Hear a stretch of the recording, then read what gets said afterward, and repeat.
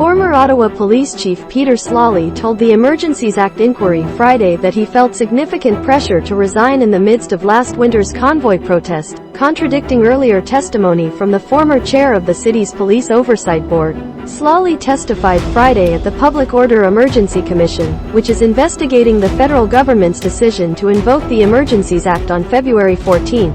That gave police extraordinary powers to end the protest, which had by then turned into an occupation of several downtown streets near Parliament Hill. Under questioning from Commission counsel Natalia Rodriguez, Sloly said his decision to resign on February 15 was ultimately his, but that there had been a lot of factors involved. He explained that one of those factors was a phone call from Coun, Diane Deans, then chair of the Ottawa Police Services Board, around 9:30 p.m. on February 14.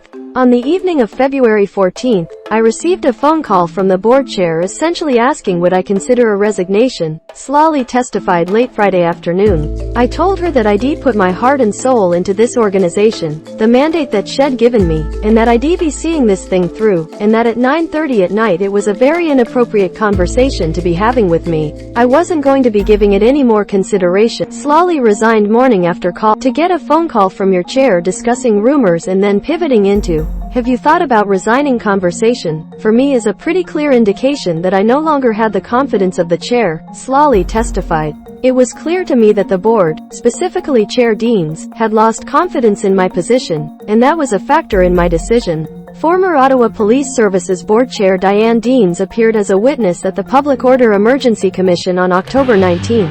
Kilpatrick, the Canadian press, Sloly's version of events appears to contradict earlier testimony from Deans, who appeared before the commission last week.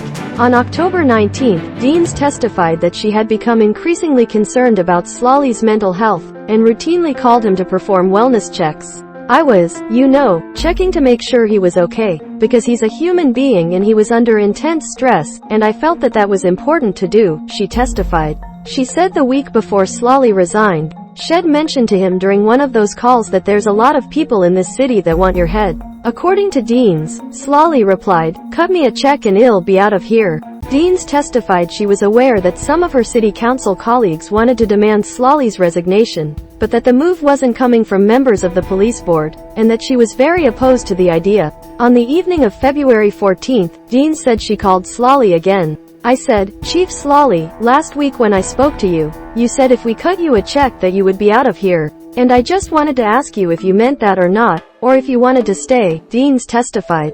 She said Sloly informed her he planned to remain at the helm of Ottawa Police to see things through. "I just left him with saying, if you sleep on it and change your mind, let me know." And the next morning, I think it was about 8:30 in the morning, he called me and he said, "I want to leave," Deans said.